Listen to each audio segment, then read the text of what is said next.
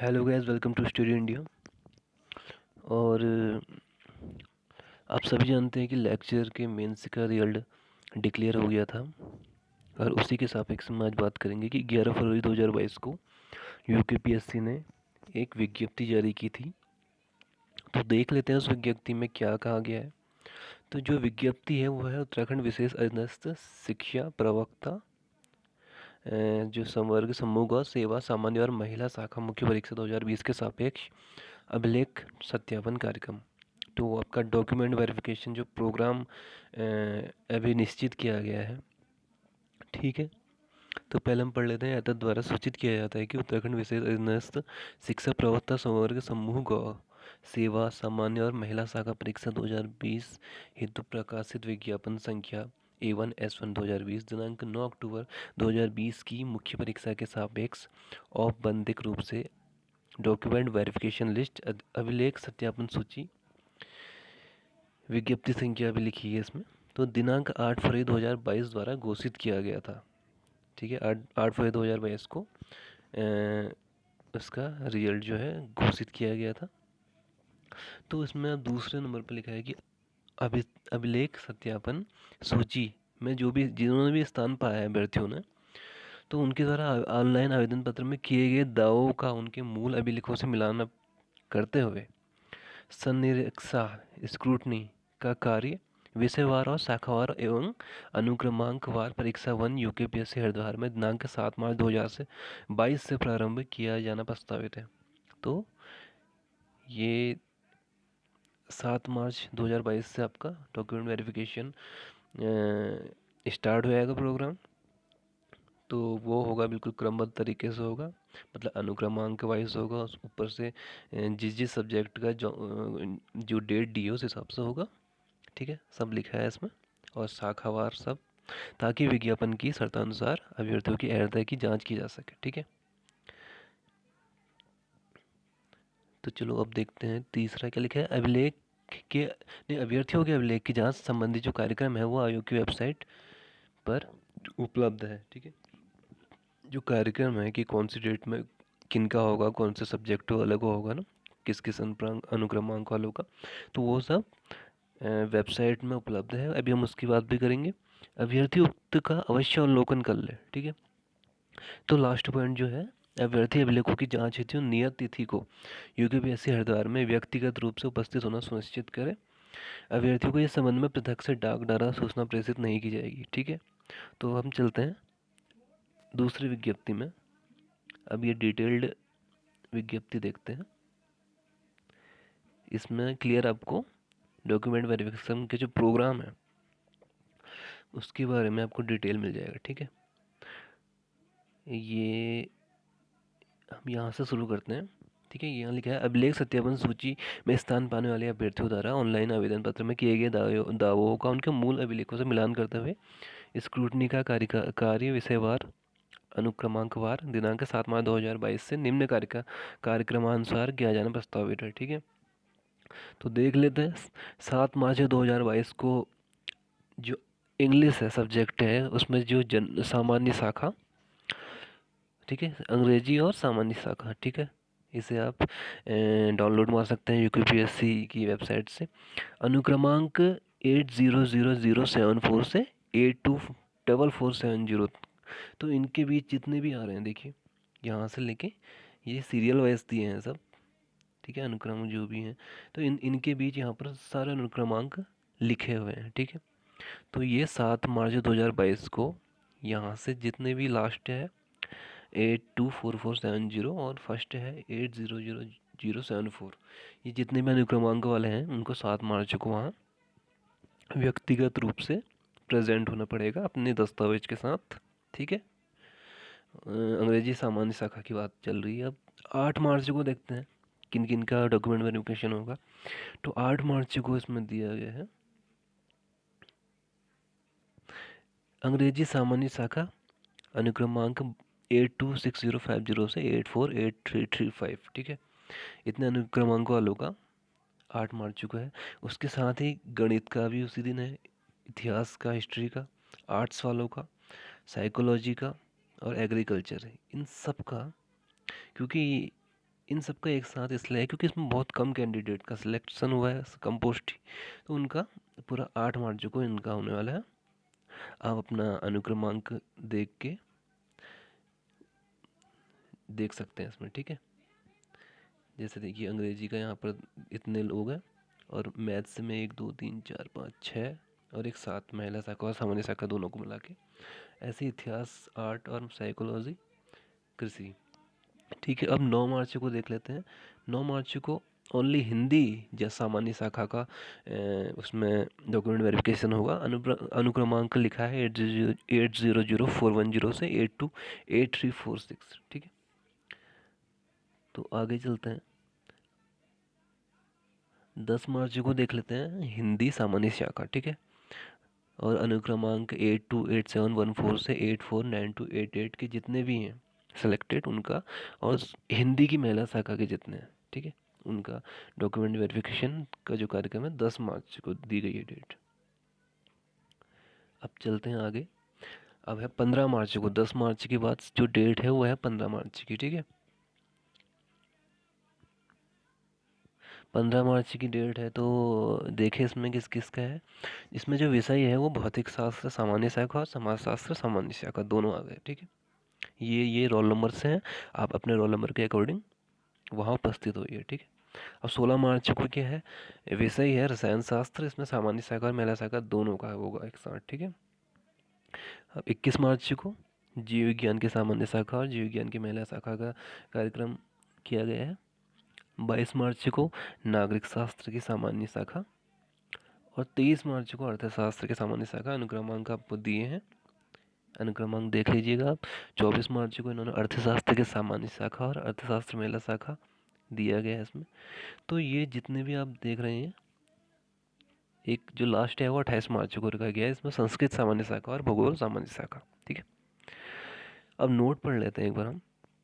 प्रत्येक दिवस को अभ्यर्थियों के अभिलेखों की जांच का कार्य परीक्षा भवन यूकेपीएससी हरिद्वार में प्रातः 10 बजे से शुरू होगा, ठीक है। तो आप निश्चित करिए कि आप 9:30 बजे परीक्षा भवन में उपस्थित हो सके, ठीक है। 10 बजे से स्टार्ट होगा वेरिफिकेशन। अगला पॉइंट है, जिन अभ्यर्थियों का अनुक्रमांक एक से अधिक विषय या शाखा में सफल घोषित होने के कारण भिन्न भिन्न तिथियों में उपरोक्त तालिका में उल्लिखित है, उन अभ्यर्थियों के समस्त विषयों और शाखाओं के अभिलेख प्रथम तिथि जिस पर उन्हें उपस्थित होना है पर ही जांच ले जाएंगे।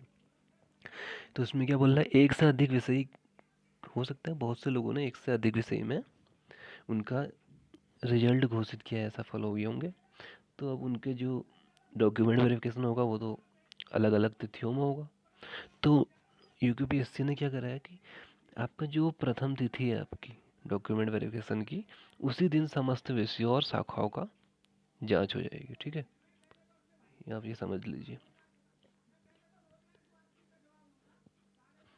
4th में लिखा है, इस ज्ञापन के साथ वेबसाइट पर निम्नलिखित प्रपत्र भी उपलब्ध कराए जा रहे हैं, जिन्हें अभ्यर्थी डाउनलोड कर पूर्ण रूप से भरते हुए समस्त प्रमाण पत्र अभिलेख की 100 प्रमाणित प्रतिलिपियों के 2 सेट के साथ नियत तिथि को आयोग में व्यक्तिगत रूप से उपस्थित होकर प्रस्तुत करेंगे, ठीक है।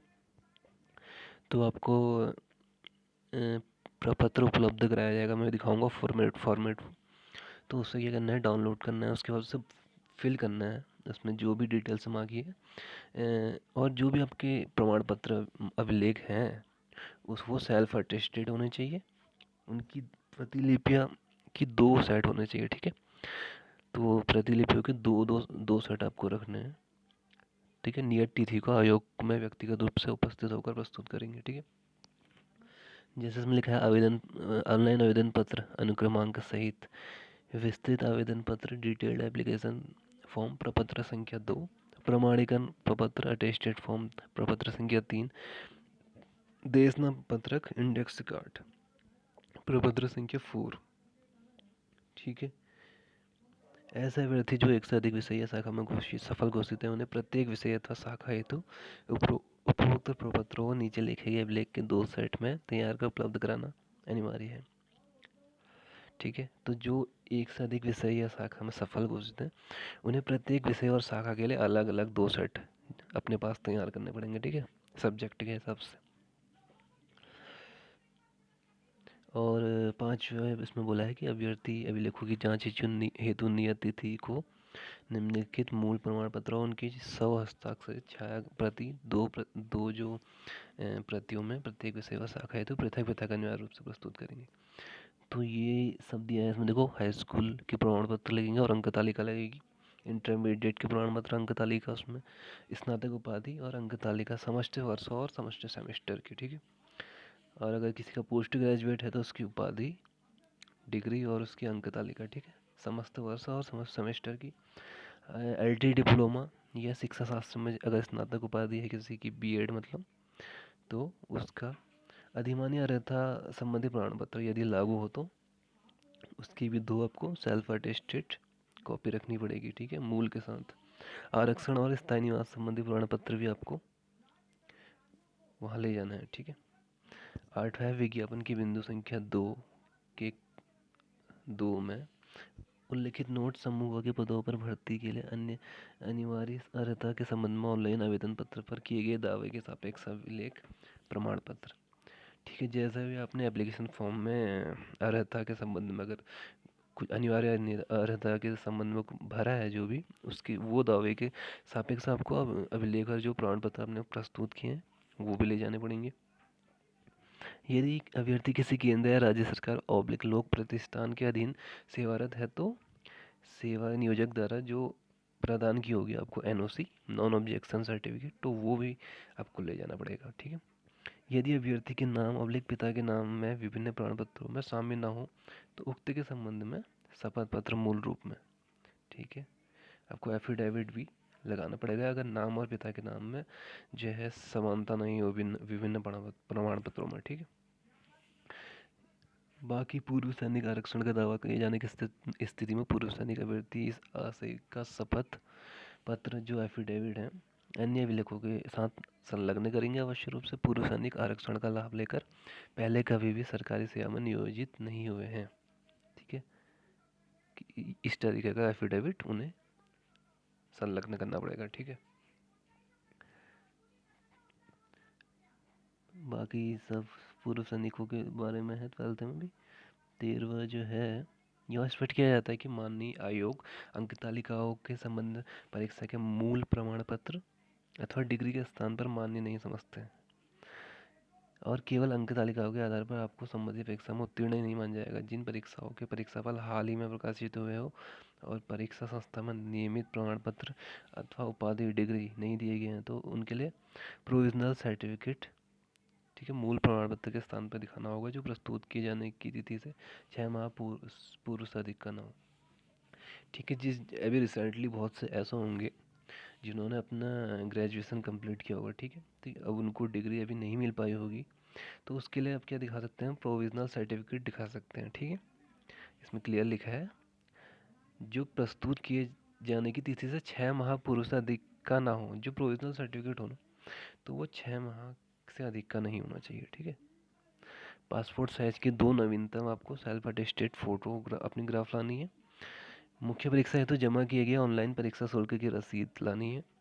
ऐसे अभ्यर्थी जो एक से अधिक विषयों और शाखाओं में सफल घोषित किए उनके द्वारा ऑनलाइन भरी गई जो प्रेफरेंस या प्राथमिकता सूची की प्रति एवं जो बहुदिव्यांग श्रेणी से संबंधित अभ्यर्थियों द्वारा संबंधित विषय के बहुदिव्यांग की उपश्रेणी के ऑनलाइन अंकन से संबंधित प्रिंट आउट की प्रति भी ले आनी पड़ेगी, ठीक है। बाकी उपरोक्त क्रमांक 1 से 16 पर वांछित अभिलेखों की चेकलिस्ट अभ्यर्थी वेबसाइट से चेकलिस्ट डाउनलोड कर पूर्ण रूप से भर ले, ठीक है। एक चेकलिस्ट भी अपलोड की है यूकेपीएससी ने, उसे हमें डाउनलोड करना है और उसमें उसको हमें भरना है, ठीक है। यदि अभ्यर्थी अभिलेखों की जांच हेतु नियत तिथि को यूकेपीएससी हरिद्वार में व्यक्तिगत रूप से उपस्थित नहीं होती है तो उनको अंतिम चयन परिणाम हेतु विचलित नहीं किया जाएगा, ठीक है। 7वां जो है, यदि अभिलेख सत्यापन की निर्धारित तिथि को अभ्यर्थी द्वारा ऑनलाइन आवेदन पत्र में किए गए दावे के अनुरूप सही अभिलेख प्रस्तुत नहीं किया जाता है तो ऐसे अभ्यर्थियों को वांछित अभिलेख आयोग कार्यालय में जमा किए जाने हेतु अधिकतम 7 दिन का समय प्रदान किया जाएगा, ठीक है। अगर कोई सही अभिलेख प्रस्तुत नहीं कर पाता है जो उन्होंने दावे किया था ऑनलाइन जो एप्लीकेशन फॉर्म भरा था उसमें, तो ऐसे अभ्यर्थियों को क्या करेंगे, जो आयोग है वो जो भी वांछित अभिलेख है उसका, वो 7 दिन के अंदर उसे जमा करना पड़ेगा, ठीक है, आयोग में। अगर वो 7 दिन की अवधि में नहीं करेगा ये जमा, तो उसका अंतिम जो चयन है वो विचारित नहीं किया जाएगा, मतलब उसका सिलेक्शन नहीं हो पाएगा। 8वां क्या लिखा है, आयोग परिसर में मोबाइल फ़ोन, कैमरा और इलेक्ट्रॉनिक उपकरण लाना निषिद्ध है। ठीक।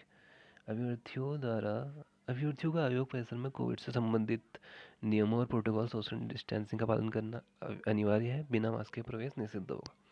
तो ये सब आपने जान लिया।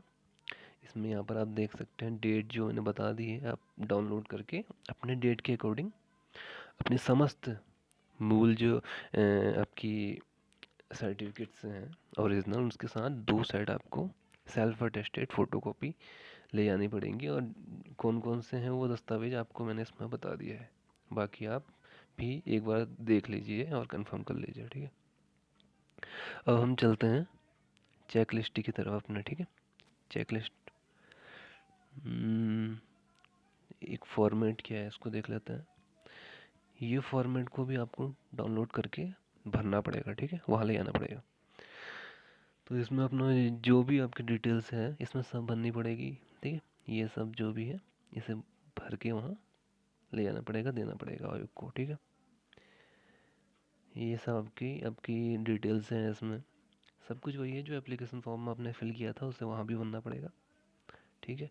अब एक चेक लिस्ट भी है, इसको चेक लिस्ट को भी आप डाउनलोड करके इसे, इसमें चेक लिस्ट मतलब ये आपके जो जो चीज़ मांगी है वो कौन कौन सी चीज़ संलग्न है अथवा नहीं है, उसको आप यहाँ पर टिक कर सकेंगे, ठीक है।